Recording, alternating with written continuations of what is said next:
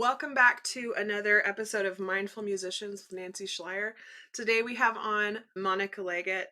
She is a life coach and her company is New Steps Life Coaching. You can find her at newstepslifecoaching.com, and she has a book coming out next year called Doubtful to Decisive: 8 Steps to Get Unstuck and Take Action. Welcome to Mindful Musicians.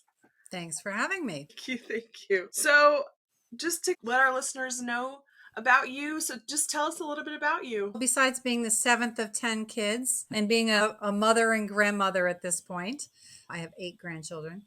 I got into coaching because my sister was a coach and a trainer, and she invited me to a class. That was 2006. And I've been on the path as a coach. Obviously, I got some training, got certified, but I've been a coach, active coach since 2008. I just love how it really puts control back into the person's hands when they're feeling anxious or overwhelmed or can't figure out a decision or whatever. I just enjoy being their partner on a journey to figure things out. I think that's awesome.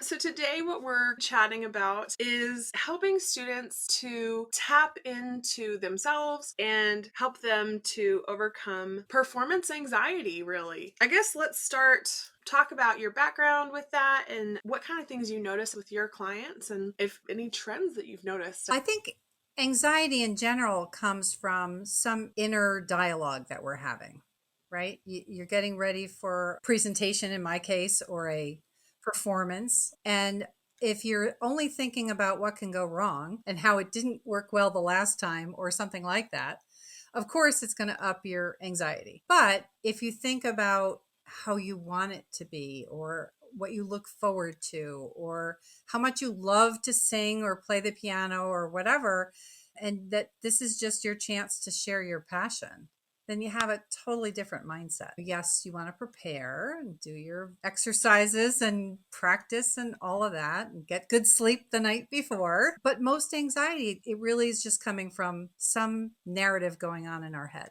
We all have an inner judge or hyperachiever. It must be a certain way. Obviously, the inner critic is probably the worst. The judge that's just, oh, you're terrible. Who's going to want to listen to you? You have to learn to train that mind to look a different way. What are some techniques that students can use? I know we were chatting before. You brought up oasis in the overwhelm, chaos to calm in 1 minute. So talk a little bit about those kinds of things. Well, we all breathe. And breathing is one of the things that anyone can do at any time to ground yourself. You're a singer. I'm in the choir. I can't call myself a singer. I have asthma. So if I'm anxious and I'm breathing really shallow and I've just stacked all my breaths, I can't take another deep breath to really vocalize with any strength. So breathing is one of the best things you can do if you feel like you're stacked like that. Just start with a long, slow exhale. Just get it all out like that, like a bellows squeezing, and then make room for that nice big deep breath that's going to come after that. And even if you just do 3 or 4 slow deep breaths, you can imagine you're on a tropical island. Picture your favorite past vacation or some future place you want to go. So 3 breath countdown is one of the techniques that Millie Greneau created for her Oasis in the Overwhelm. There are a few others, but even just using your hand, if you hold a stone in your hand and just run it across your fingers, your mind is focusing on that sense of touch. So something like that. That's why people have a worry stone, right? That with the worry stones. So the idea is that, and you can do it with your own 2 fingertips. Rub your fingertips together with just enough pressure that you can feel the raised texture of your fingertips. Rub your 2 hands together. And if you focus on that one sensation, touch, you can also just focus on what you're hearing. If you close your eyes, I live in an antique house on a relatively busy road. It's not hard for me to close my eyes and hear the cars going by, and maybe I hear a honk in the distance, or if I really pay attention, I hear myself breathing. So again, you're listening to far sounds, you're listening to near sounds. Taking you out of that mind block. Out of all the chatter that's going on in your head. One of the things I teach my clients is that we have our best self is within us somewhere.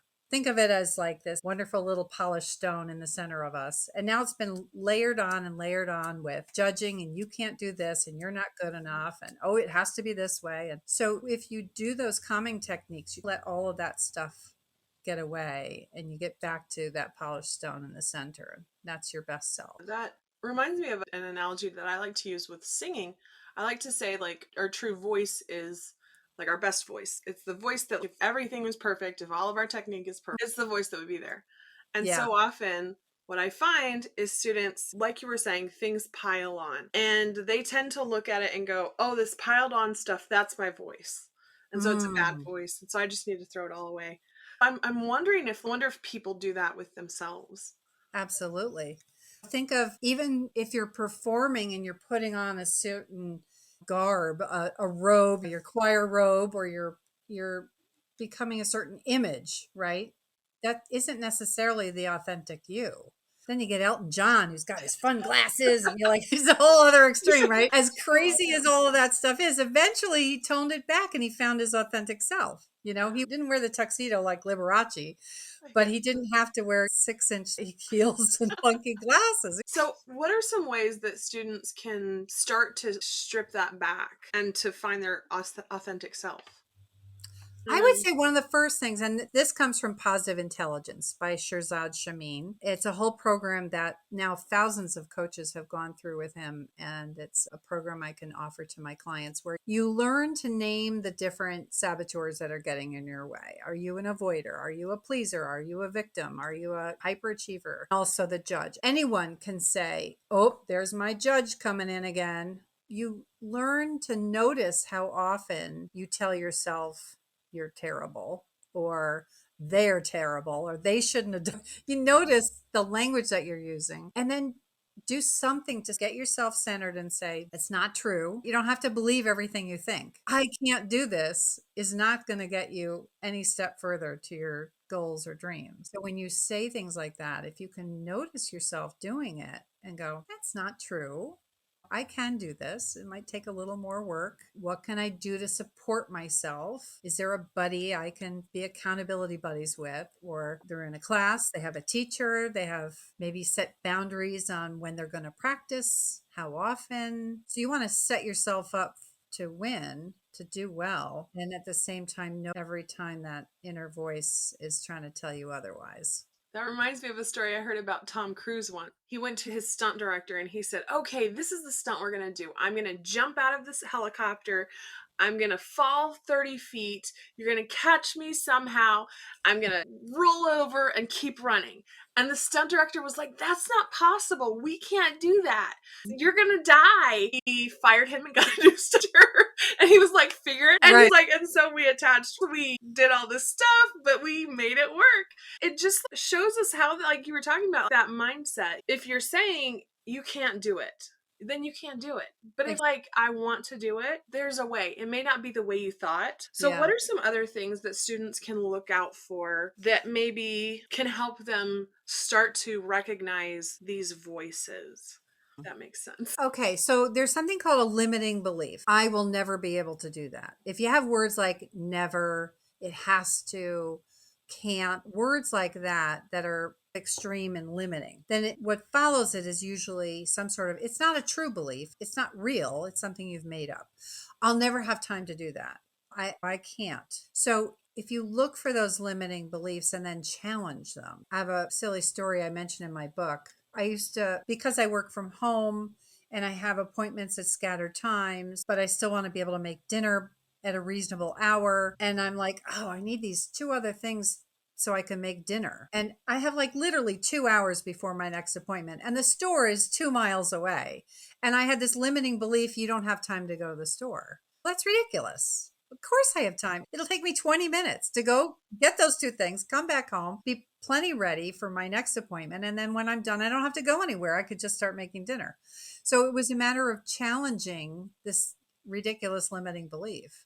And it sounds silly in the moment, but how many times was I telling myself, I don't have time, right? Or if I can't, let's say you're practicing some really long piece. If I can't get through the whole thing today because I only have 20 minutes, then why bother, right? So the turnaround is, how much can I get done in 20 minutes? I'm going to tackle this first page, right? Practicing a little is better than not practicing at all. That's what I tell my students all the time. Great. And We yeah, planned it. I remember in college, I I had a really nasty hand injury that limited my ability to play for long periods of time. So I could get in about half an hour a day, and I had to make up some performances from the previous semester where I had been out because of my hand. And so I had extra things that I had to do. I started to have those limiting beliefs, and I was like, but I have to do it. I have to find a way. So I counted out the measures, and I was like, if I learn 10 measures a day or 5 measures a day, I can learn this by the deadline. But I have to do it every single day, and I have to do those 5 measures. And at first it was really challenging because I was like, I want to keep going, but I couldn't learn that if I kept going. So I was like, I can learn it if I do this. So I did. I amazed myself because I learned this whole, I think it was like a 6-page sonatina, something or other, but I learned it and I was just blown away because I had those, like you were talking about, those limiting beliefs that, oh, I can't do it because I don't have enough time and all these things. So that for me was really helpful. You did Yeah. two things there. You assessed what are my options? What is possible? How could I break this down into bite sized pieces? And then you committed to a plan. Two very important steps that happened to be in my 8-step process. You were aware that you were behind and you needed to make all this up. You accepted the responsibility that I'm going to do this. I will get this done. You were in a sort of a mindset of, I'll get it done. And you assessed your options. You planned it all out and then you took action. Those are the first 6 steps. And then the 7th is completion. You handed something in, maybe, I don't know. And reflection is the last step. With reflection, you get to look back and say what worked, what didn't work. Oh my God, I just learned something really important. I'm going to apply this the next time I have a whole lot of things to do. Thank you for sharing that, by the way. Thank you so much for coming on today. Is there anything that you want to mention or tell to listeners that maybe we haven't had a chance to touch on yet? Yeah, sure.